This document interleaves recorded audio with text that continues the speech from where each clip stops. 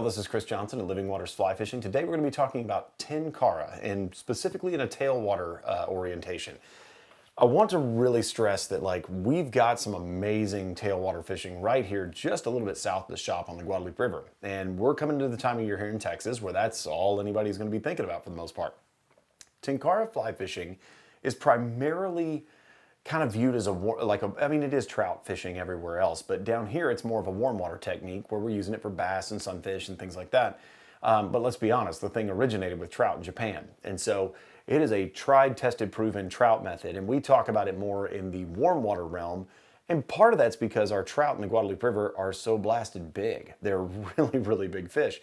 And so a lot of these smaller rods that you see out there don't handle the fish that we have down in the Guadalupe River. So while I have tailwater trout fished with Tenkara all over the place, I have learned a few things over the years of fishing with it a lot that will help you and benefit you specifically on the Guadalupe River. So we're going to kind of center this presentation, while a lot of these techniques will apply anywhere, this presentation is to get you ready to go here on our home trout water of the Guadalupe River. So first off, I have fished a lot of Tenkara rods, and I love Tenkara fishing. I still think it's the best way you will ever catch a Rio Grande cichlid in terms of just keeping the fly in position, having it in the strike zone, making sure that that fish gets a good, long, hard look at a fly, and the way that you manipulate the fly by actually taking the rod and manipulating it just by simply rattling your hand, they can't resist that. Cichlids love that. Bass, sunfish, carp. I mean, I went Tenkara fishing this morning and landed about a 6-pound carp on the Tenkara USA Ito. So they do have big fish capability, and that's one of the things we will mention today in this presentation, is just simply how to adjust for that, how to make that happen, and how to select the right rod for what we're doing down here in Central Texas. So equipment's pretty standard stuff. We'll talk about rods in just a second, but no matter the rod you choose, you're going to need a line. And I highly recommend getting a level line. That 4.5 level line is typically what I use. And 4.5 is just the size, and it's not a pound test or anything like that. It's just simply just a listed size. It comes in like a 2.5, a 3, a 3.5, 4, 4.5, etc. Do I know what that means? Probably not. I mean, this box is all in Japanese. I can't even read it. So I just know that it says 4.5. We're good. So there's probably some people out there that are way more into this and way smarter than I am. I just know that I really like that diameter of line. And we're going to keep this a little bit more approachable and not get in the weeds too much. So 4.5 level line is going to do the job for everything we have in the Texas Hill Country for the most part. And the other thing that's very beneficial is that is a fluorocarbon line. So it's going to be dense. It's very good in the wind. It's not going to be blown around nearly as much. It is also a little bit stiffer. So turning over nymph rigs and stuff like that, like what we use on the Guadalupe River, this is exceptionally helpful. You will also need a spool to put the line on. So whether you do like the Miho spools or whether you do like the Tenkara Keeper, great spools to store the line on.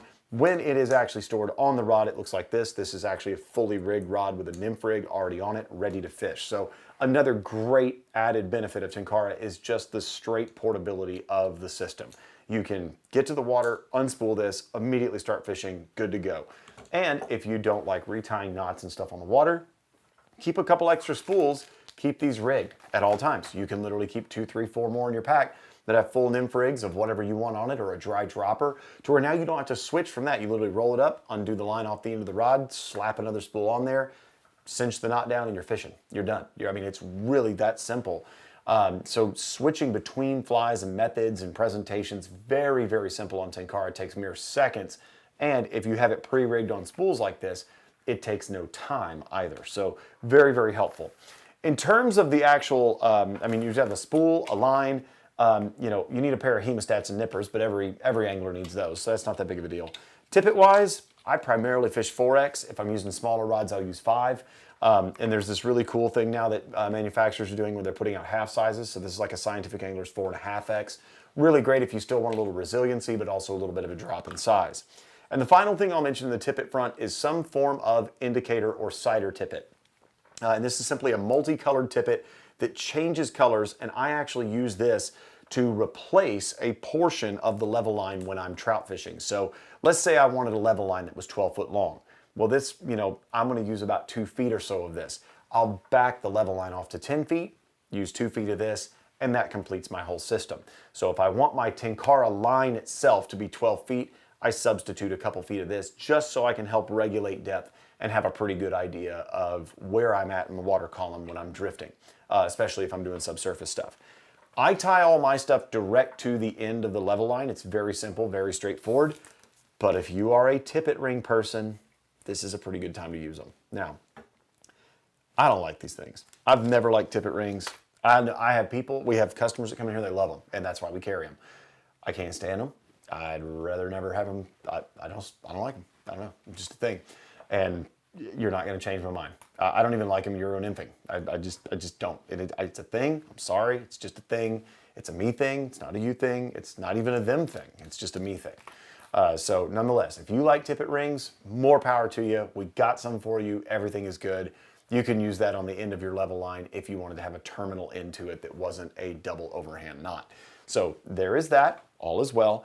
I'm also going to mention, as far as a education and tutorial standpoint, if you are interested in learning more about how to rig a Tenkara rod, I highly recommend that you visit Tenkara USA's website. Go there, not website, but their actual YouTube channel, excuse me, where you can go on there, and they probably have links through it to the website too, but if you go to the YouTube channel, they will actually have instructional videos all on how to rig, how to attach, how to clean rods, unjam rods, put rods together, take rods apart, everything. It's very comprehensive, very, very eye-opening.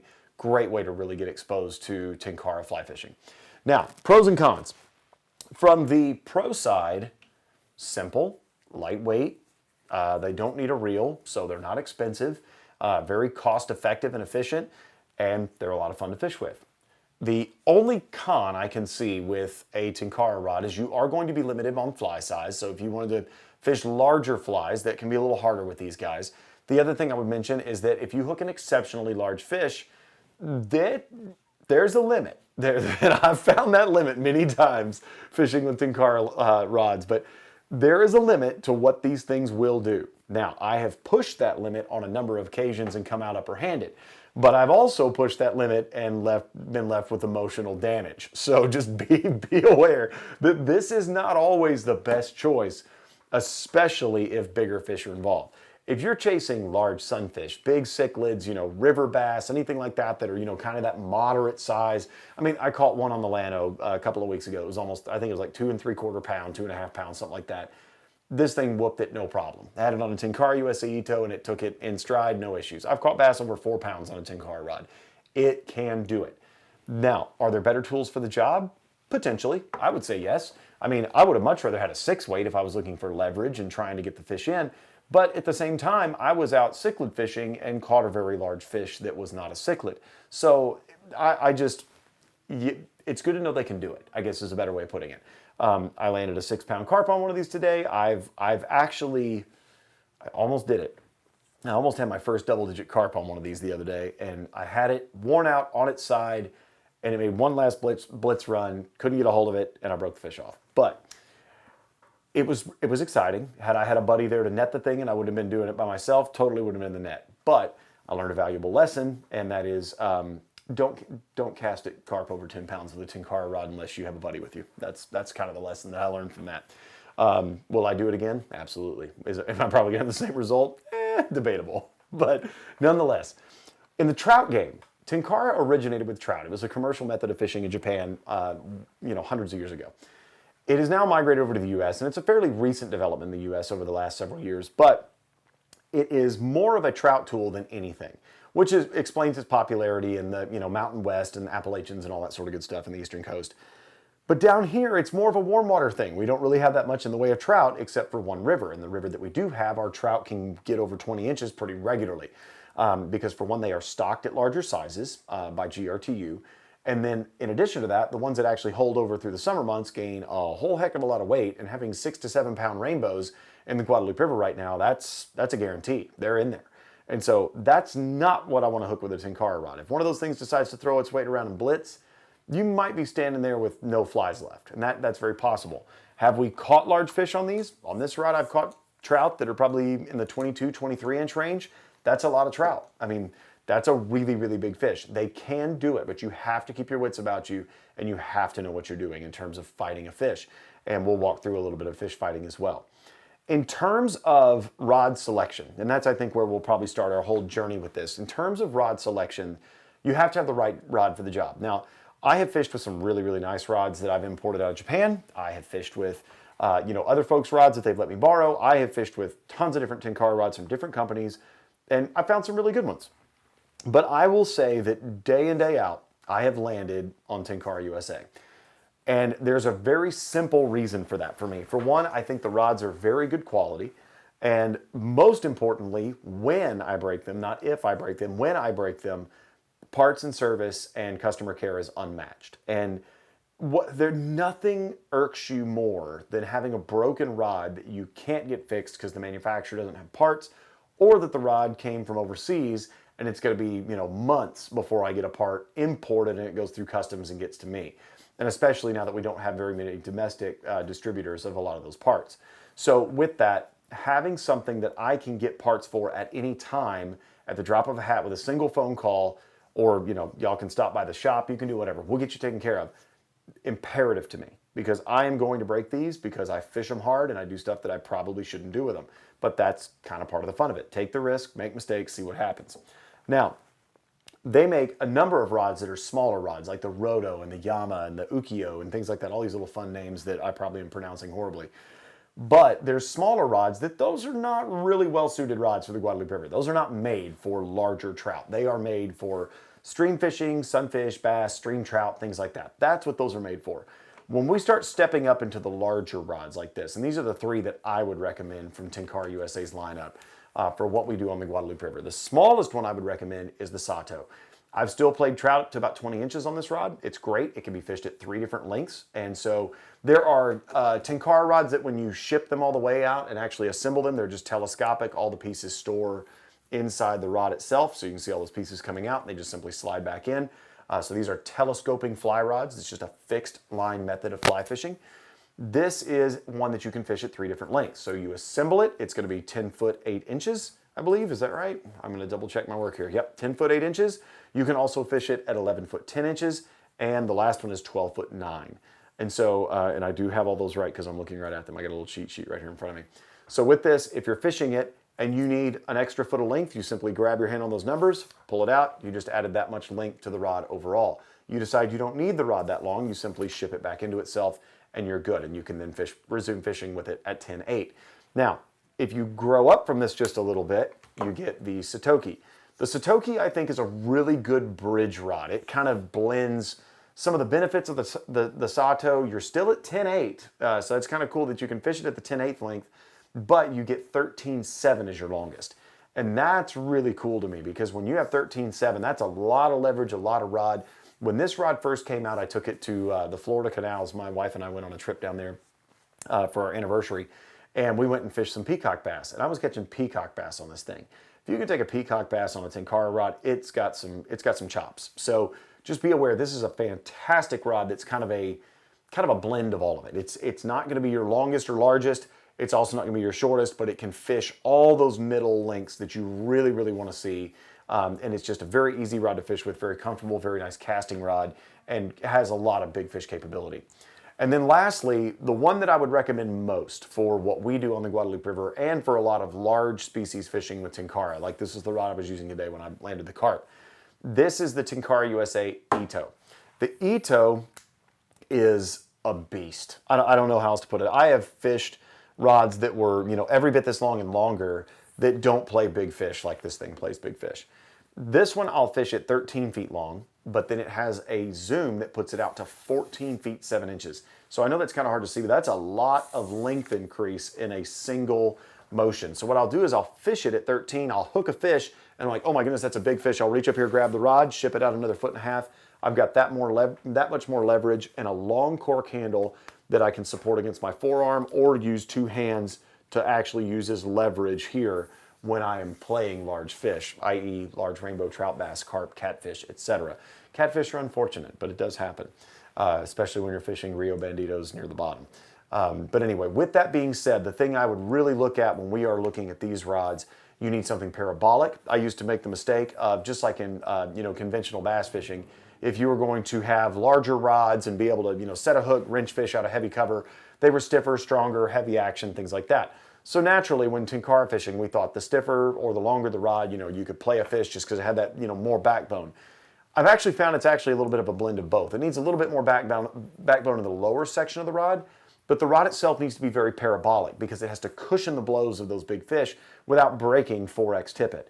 The Ito is the sweet spot for me. This is my absolute number one favorite rod from Tenkara USA. I spend more time with this rod in my hand than anything else because I can play, I've literally caught cichlids that are over 11 inches on this, and cichlids throw their weight around. I mean, when they're the size of a sheet of notebook paper and fighting you in current, that's a lot of pull, and I don't like losing fish. I'm not a fan of it. And so this rod helps that happen less. I land more fish with this. And so that's one of the things I would mention about the Ito is it just gives you a lot more forgiveness in a really elegant package. So like I said, I have imported different rods. I have fished a lot of rods that are more expensive than this. This one's still my favorite. This is where I've landed for my go-to. So number one recommendation for any rod on the Guadalupe River, it would be this one. Again, parts and service and everything like that, great, easy to take care of, no problem. And again, we mentioned earlier, if it's fully rigged, you can leave it, with nymphs already on it. Full dropper nymph rig already tied on this thing. I literally unspool it, ship the rod out, I am ready to fish. And so that is part of the beauty of Tenkara is it's ready at any time for any reason. As far as fishing goes, we're gonna do, we'll basically do all sorts of stuff in terms of reading the water and, doing all that. We're going to talk about all that in our Guadalupe classes that are coming up. And that's just kind of a standard trout thing. I'm not too worried about, picking apart the intricacies of the river today as much as I am talking about the equipment and how you make it work for you. In terms of how I rig this stuff and in terms of how I use it, this is not too dissimilar from Euro nymphing. Euro nymphing is basically this. You've got weighted nymphs. You make a tuck cast or something that's going to actually plunge them into the water. You let them get to the bottom or get tight, try to get a little tension on that. If your nymphs are here, the water's flowing this direction, you want to lead those flies down the water, not be directly over them like this. You actually want the nymphs to be upstream, rod to be downstream, and you're guiding those along and trying to maintain some semblance of tension in that whole presentation. You will then very vividly feel, when a trout grabs those nymphs, it feels like a bomb went off on the end of your line. It's incredible. So this isn't an indicator dropping down and you have to set the hook and you didn't feel anything when they bit. This, when a trout grabs it, 9 out of 10 times you really felt it. And sometimes it just feels a little weird. Most of the time it feels jarring because you have enough tension in that whole setup to actually make a solid set and really get a good read on a take. I just got back from the Lower Mountain Fork a couple of weeks ago, and we fished Tenkara up there. It was amazing, working technical pocket water and edges and drops and all that sort of stuff. It's deadly. It was incredible. I mean, we didn't really lose many fish doing it. It really will tolerate large fish, heavy water conditions, and you can get these flies down in front of the fish and keep them there because the line is so thin. That is one of the things about Euro nymphing that is so popular, is the fact that you can get nymphs down in the strike zone, keep them there, and get good reads on those drifts while you don't have, the drag of an indicator or something like that. Now, in a dry dropper perspective, if I were fishing a dry dropper on a tailwater out west or even down here, it's going to be something like, a real visible, like chubby Chernobyl, something like that. And I'll drop some sort of a dropper nymph beneath it. And of course, if they eat the dropper nymph, the chubby will pull under and I can set the hook or the dry fly, whatever I choose to use. It's easy to do. The beautiful thing is if you're fishing, a dropper rig like that underneath a dry or just a single dry fly, in pocket water, you can literally make a cast, hold the fly in the pocket, and it won't drift out of the pocket. In traditional fly, if you do that, of course, the fly line's going to grab on the water and you're going to have drag and you got to mend and mend and mend and mend to try to correct for all that. There is no mending in Tenkara, none. You literally are tight line fishing everything. There's zero mending.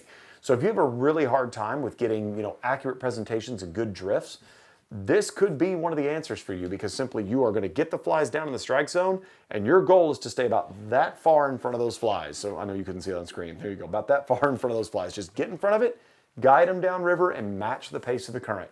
That's all you're trying to do. And when those fish eat, you'll feel that real firm yank. You simply lift the rod to set the hook and the fight is on.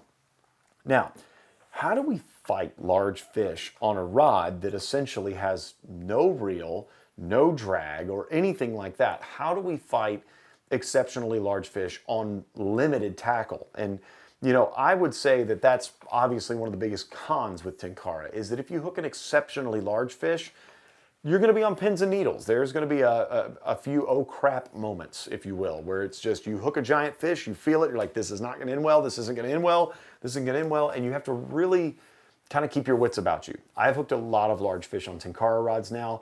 I don't get as worked up as I used to, but when it was new and I was just starting to hook really big fish on this, I felt so undergunned and so outwitted and everything else, and I broke so many fish off in the beginning. But once I started discovering the power of the rods themselves, and I stopped thinking in my Western fly fishing mentality with that, you know, I've got to drag, I need to lower the rod to the fish when they run, all that sort of stuff. I stopped doing that and I just started letting the rod do the work. My landing ratio went through the roof and my heart rate settled and my blood pressure went down.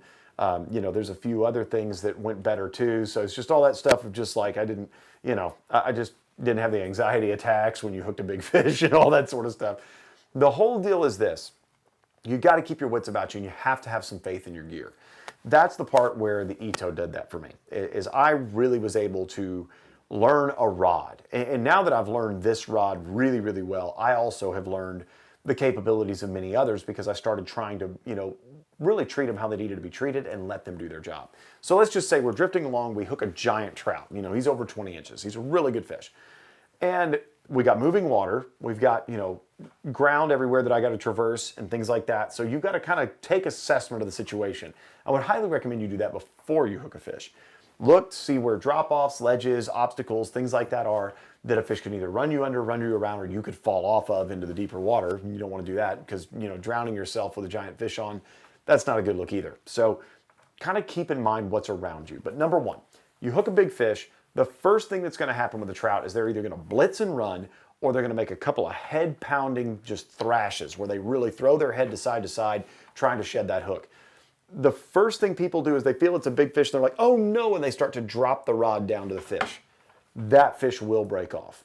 And the reason for that is because anytime, and I don't know if you've studied this or looked at this at all, it's a great experiment. Have, if you've never done this, this is so fun. Find a fishing buddy or, you know, get one of your kids in the yard, something like that, whatever you need to do. What you want to do is take a fly rod, any fly rod. You can do it with Tenkara too. But if you just have somebody hold it, like wrap the line around their finger, please do this without a hook. But wrap the line around their finger and then just rear back on the rod like this and say, how much pressure am I putting on you? They're going to tell you very little, like their finger will move just a little bit. If you take 2 steps back, it's going to lower the rod angle from here to there because you walked backwards without changing that line. Then if you rear back, you watch their hand move more when you start doing that because you're putting more pressure on as that angle went from here and the angle began to lower. You're using more of this part of the rod and less of the tip section of the rod that's way out there, increasing that line pressure. And that's not a bad thing in a big game fishing environment where we're doing that for, you know, jacks and tarpon and larger fish like that, even salmon in Alaska, where you're trying to fight fish with that bottom third of the rod. In Tenkara though, we're only limited to, you know, 4x tippet. We don't have a lot of leverage there. We're limited by that. So we're not trying to use this section of the rod really to get a fish in the net, so to speak. We are really trying to use the whole rod as, you know, all 13 plus feet of this thing to be a shock absorber for all those head thrashes, every run. And the best way to make that happen is instead, because fish swim for a living, even with a standard fly rod, if they blitz and run straight downstream, they're not taxed on energy. They can do that. They do that all day. The bigger thing is this: we want to make sure that we're changing directions. If that fish runs this way, your rod goes this way. If he runs that way, your rod goes this way. It's very simple. It's just a changing of direction to knock the fish off balance. That wears a fish out, not just letting him swim straight back and forth. You want to be doing the opposite of whatever that fish is doing. It is so critically important, I cannot even begin to tell you. That is how to beat big fish on Tenkara. Now, if you'll notice, this rod has a very, very long grip. That is so I can literally hold the rod here and tuck that up under my forearm so I have extra support.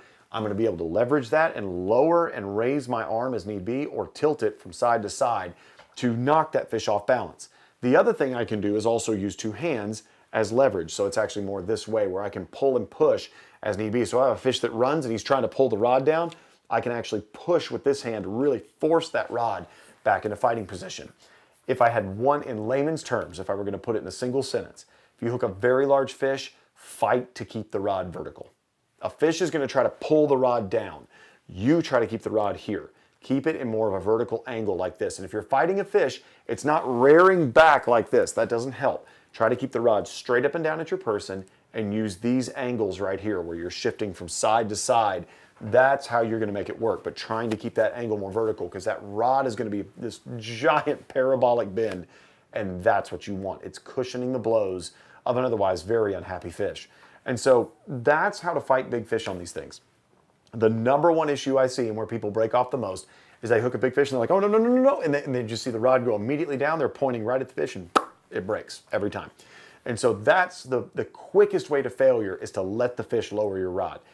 Sometimes, I mean, that's all you got to give is they're pulling and they're not stopping and, you know, some things go wrong. I was fishing somewhere the other day. I've landed some really good hybrid striper on this rod. I've landed like 18 plus inch striper on this rod.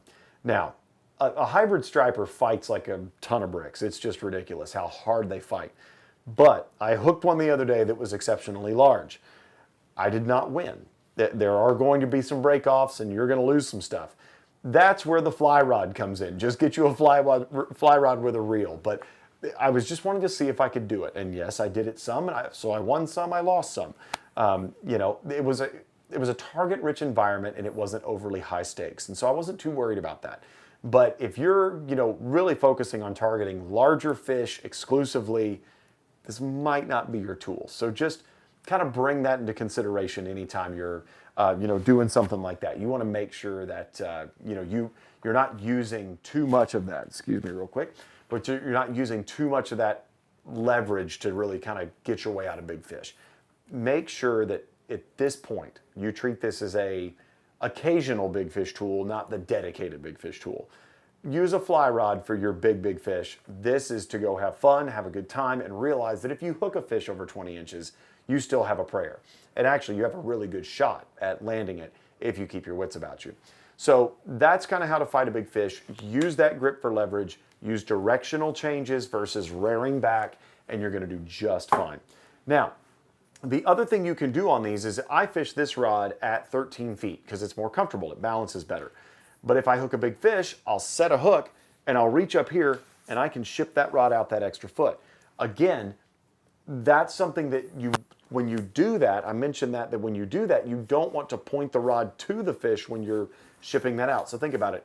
If the rod is lowered and you do this, you just put slack in the system, and if you're using barbless hooks, it comes right out. The idea is to keep the rod vertical or tilted slightly back and ship it this way where you're shipping up, or zooming, if you will, zooming the rod up versus zooming it out. If you zoom it out, the likelihood of you losing that fish is pretty high. So with that, general rigs, let's kind of talk about that to kind of move along in this. This one's fully rigged. And the other thing I would mention here, switching Tenkara lines, I know this is very hard to see on camera. If you were going to switch a line, you can literally take this little end, pull it, and when you pull it, that little end comes loose. And so now I have a loop here that I just detached this from this. So if I wanted to put a different rig, like a dry fly rig or a streamer rig or something like that on here, no problem. I literally just slip the loop right over the Lillian. The Lillian is that little braided material that comes out of the end of the rod. Slide it down, it's butt up against the knot, we just reattach the line. Now, as far as a rig goes, how long do you make the line? And we get this question a lot in the store, and this is a little bit of user preference, so just admittedly, this is the way I do it. This may not be the way you want to do it or what works for you, but this is the way I do it. I don't like fishing an exceptionally long Tenkara line. I actually like fishing a longer tippet than most, mainly because that tippet is going to sink very quickly and get my flies where I need them to be. The Tenkara line is actually going to be that fluorocarbon line in that bright orange, which for one is easy to see. I typically use, you know, let's just say for this rod, this is a 13-foot rod. I'm probably using, I'll measure it real quick. Let's just see. I think there's about 8 feet. So I'm using, there's 6 feet, almost on the money. 8 feet of actual Tenkara 4.5 level line. That's what I'm using. Now that's very, very short for a 13-foot rod. But if you'll look, in addition to that, what I told you earlier where I use that sighter tippet or indicator tippet to replace the level line, I have another several feet. So this is about, you know, almost 3 feet down here. So I don't know how good you are at math, but that should be somewhere around 11 feet total of line that we have in there for that. Now, my stuff here got a little tangled when I pulled it off, but let me get this all sorted out for you guys. All right, so this guy is now squared away. I then use, this is approximately 4.5 to 5 feet of tippet, somewhere right here. So that's a lot of tippet. I like using a longer tippet. That then goes to my first attractor nymph, and I put a dropper a foot to 14 inches behind it. That's my standard nymph rig on the Guadalupe River. Now, if I were doing a Euro setup, a lot of people, you will actually run the anchor fly on bottom and the dropper on top coming off that, that intersection knot up there. And if you don't know about that, it's a pretty easy thing to study. But just kind of looking at that, this is different for me. When I use a standard Euro rig on Tenkara, it just gets tangled so much, and I hate that. So I actually run my nymphs in line and actually run them in tandem. The thing that I also do is I don't tie my dropper nymph to the bend of that first fly's hook. I use barbless hooks almost all the time. Tenkara casting with weighted flies is a little funky in the fact that it's a little bit more jerky and abrupt, just in the sense of when you do this, it's more of a quick. And I find that a lot of times I'll sling the dropper off, and so I don't actually tie the fly to the bend of the hook if it's barbless. If it's barbed, it doesn't matter.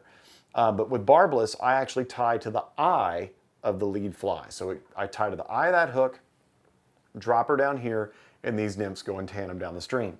So that's the general rig. And for me, I like fishing a shorter Tenkara line and a longer tippet. So, that right there, you're looking at, I've probably got 4 or so feet of tippet, and so probably 5 total. So we're looking at probably a 16-foot or so rig. That's probably a touch long for most of my stuff. I wouldn't go any longer than that. I typically on this rod probably fish closer to 14, 15 on an average basis, but if I need a little bit more reach, I will go up to 16. Keeping in mind that with this rod fully assembled, it's 14 feet 7 inches. So my general guideline is this, and all I'm doing is winding this back onto the spool here. My general rule for line length is this. What I want to do is if I have a Tenkara rod and I'm holding it, near my chest or near my stomach, something like that, and I'm holding it at that distance. So say I'm just holding it in front of my body about right here. So not like reaching off my body, but with the butt of the rod kind of touching me. With the rod fully assembled, I don't want my flies a whole lot past my hip. I want them to be right about there, because any more than that, if I hook a really big fish, that parabolic nature of that rod puts the rod tip way over there. If I go to net a fish, I don't have enough reach and I wind up having to hand line that fish in. Some people love doing that. They love hand lining fish. I hate it. So again, my feelings on tippet rings much mirror that of hand lining fish. I don't like that at all. It's just not a thing for me. I just don't like it. So you may be different, that's fine. You can do that, you do you. But for me, I'm not hand lining a fish, it's going in the bag. So for me, I do fish a lot of shorter rigs, just so that when I know if I hook a big fish, I can get it in the net. The other thing I would recommend is using a long-handled net. Makes it vastly easier to get those fish in the bag. Fishing with a buddy makes it even easier. If you got a really unruly fish, he can help you get that a little bit further out. But if you are by yourself, like most of us are, fishing those shorter rigs really will help you in the grand scheme. So in review, we've talked about tackle, we talked about rod selection, we talked about fighting big fish, we've talked about trying to stay in touch with those flies as they go downriver. All of those are very valuable techniques, especially when you're on the Guadalupe River where big fish are a reality, not just a possibility. Fly selection. This is really not that hard. In the grand scheme of things, whatever you would normally use in a Western fly setup, like some sort of attractor nymph with a little dropper behind it, I just use that in a jig style setup. So like for my Pat's rubber legs or something like that, I'll use them jigged where they're tungsten headed and the hook is going to ride up so that as it bounces along the river bottom, keeping in mind your flies are probably going to make a lot more contact with the river bottom than they would have in a standard nymph rig where you're using split shot to get down. If you'll think about it, if you're normally using split shot with a fly behind it, the split shot's going to sink down and the fly typically rides a little bit higher. So your shot is normally the thing that's making contact with the bottom more often than not. In this case, it's just our flies. So with a limestone river bottom like we have in the Guadalupe, I want to make sure that we've got our hook point riding up. I don't want to get hung up any more than I have to, and it's still going to happen a lot because the Guadalupe just eats flies. But I actually run tandem jig hook rigs where they're both, jig hooked or, jig beaded, where it's going to be the eye of the hook, sits up and the point of the hook is riding vertical as well. I want to make sure that it can get over snags, stay snag free as best as possible. And the other thing is when I set a hook up, I'm driving that hook in the proper position, right in the corner of the mouth and upwards. So that's what I like personally when I'm using jig rigs. If I'm just throwing it in a traditional tailwater with a dry dropper, if I go out west, say I'm fishing something in Colorado, New Mexico, anything like that, I'll just use a standard like chubby Chernobyl and put like a little hare's ear, 2-bit hooker, pheasant tail, something like that beneath it. And it works fine. And typically I'm not, running more than 2-3 feet below there, just as the dropper. Normally 2 feet's plenty of just fluorocarbon tippet that I'll run beneath that in a pocket water situation to get down in those deeper runs to, attract some of those larger fish. Now, in the Guadalupe River, the dry fly game is, it's there, but it's seldom. We're mainly doing the subsurface things. So selecting your flies, whatever you have success with in your standard fly fishing setup. If it's a nymph, try to look for a jig version of it. A lot of nymphs are tight, like a hare's ear, for instance. If you like a hare's ear, great, they make a jig version of it. If you like a pheasant tail, great, they make a jig version of it. You like a Pat's rubber legs, great, they make a jig version of that. Shoot, they're even making, I've even got one on the table here if I can pick it up. They actually make, they make these little jigged eggs now. So literally right here, these little jigged egg patterns, they're fantastic. And you can use those and they literally get down to the bottom and they just bounce right along there and you can have a little dropper fly beneath it. They're absolutely fantastic. So if you're doing that, jigged egg patterns, jigged worms, jigged Pat's rubber legs, anything like that for your attractor that you want, a lot of people are very familiar with those patterns from Western Fly. Tenkara is no different. You can use the same stuff, you just want to make sure it has enough weight that it's getting to the bottom and you're able to stay in contact with them. Staying in contact with that fly is absolutely imperative. If there's slack in the system or too much slack, there needs to be a little bit, but if there's too much slack, you won't feel the bites. You're not going to connect on as many fish as you otherwise would. The other thing I would mention is watch your cider tippet, and I think I've got, if we look at it here, I think this one varies every foot, if I remember correctly. It's every foot or 10 inches on this one, I can't remember. But basically, this is 3 different colors, and as I raise and lower this in the water column, I know that I've gone down a foot, I've gone down another foot, gone down another foot. I can make my drift deeper just by raising and lowering my rod. And that cider tippet really works as kind of a reference point so that I know how much deeper it was than the last cast. So for me, my first cast, if I'm keeping it shallow, trying to find out where the bottom is, or know that if I'm like, I think the bottom is here, but I don't feel it and I don't make contact, I'll make my next cast and I'll keep my rod just a little bit lower for the next drift. Then if I make contact, we're good. If I'm not, I'm going to do it again, let the flies really plunge and keep the rod even lower as I drift across, just simply because I need those flies to get down all the way close to the bottom where the fish are. And that cider or indicator tippet helps you do that and helps you keep track of that drift at all times. So highly recommend employing that when you fish a level line rig on these. Now, I know there's other lines like furled lines, and there's even some like micro fly lines made for these things, and tapered nylon lines and all that that you can do for Tenkara. Fish a level line. It's just better. I mean, again, it's my personal opinion, but I don't fish anything but levels now. You buy one of these, there's enough material in one of those to tie about 4 to 5 different lines. In some cases more if you're using shorter rods. But that's a very, very good economic value to be able to cut that many lines out of it, and you can store extra lines on other spools so that you can use those down the road as well. But overall, you can have 4 or 5 different things already rigged up and in your pack ready to go without even having to tie a knot on the river. It's literally just pull that other one off, wind it up, slip the other one on, unwind it, fish, and you're good. You didn't have to tie any knots or re-rig on the river, which I know a lot of people really get irritated at. So if you can do that in the comfort of your own living room, just come with a stack of spools that are fully rigged, and if you break off, just literally roll that up, stick the spool in your pocket, reconnect, and go. You don't have to tie a single knot on the river if you don't want to. So kind of a neat way of fishing, honestly. Keep in mind that this is such an incredible way of fishing in general. If you're like bouncing around crawfish patterns or stuff like that, like the Rio Bandito or even leech patterns, you're going to catch sunfish, you're going to catch trout, you're going to catch bass. I mean, carp, catfish, everything. I mean, it's amazing on crappie. I cannot stress how good this is for crappie. But it's just incredible to see how effective these are in such a wide range of conditions and on such a wide range of species. So be aware that this is something that is a multi-species tool. But down here, since we don't trout fish much, except for on the Guadalupe River or, wintertime stockings through the state, this is something that we kind of write off a lot because our fish are so big. I think that's actually a big mistake. I think you can do a lot of damage with these if you fish them correctly. And the number one error is this, and that is people that are just lowering the rod to the fish when the fish runs.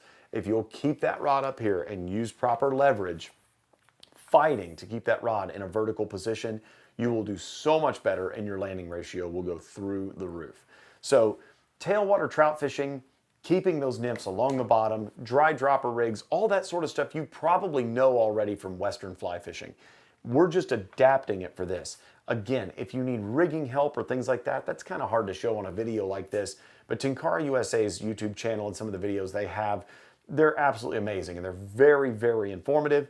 We've got a couple of knot tying videos on our channel as well if you wanted to see those. That'll also help you kind of rig some of this stuff. So just be aware that there's stuff out there that can help you with kind of the nuts and bolts side of it. Of course, come into the shop, call if you have any questions. Anything we can do to help, just let us know. But first and foremost, this is such a wonderful tool to use on any trout water. And in many cases, it is more effective than anything else you'll ever fish.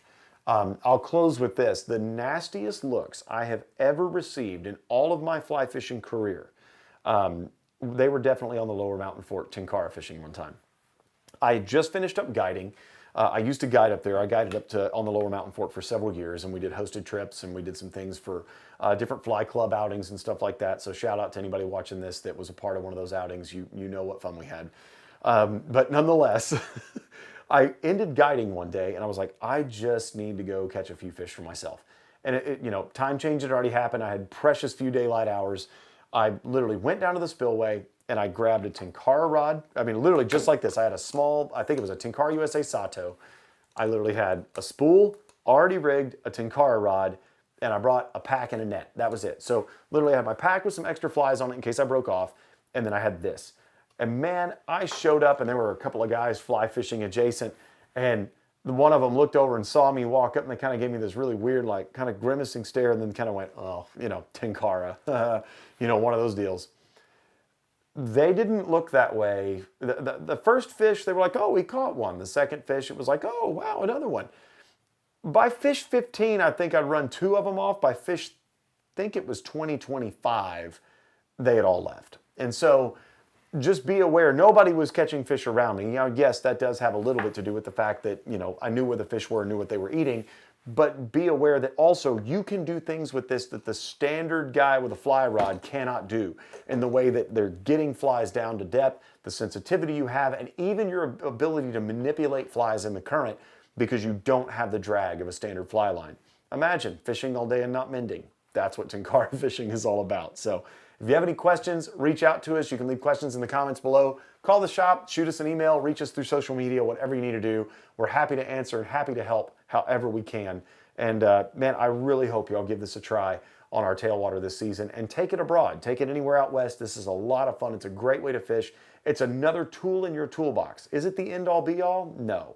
But is it a great tool? Is it a lot of fun? And can it do things that other Western fly rods cannot? Absolutely it can. And for that, it deserves a shot in your tackle bag as well. So thank y'all so much for watching, and hope to see you in the shop or on the river. Thank y'all again, and take care.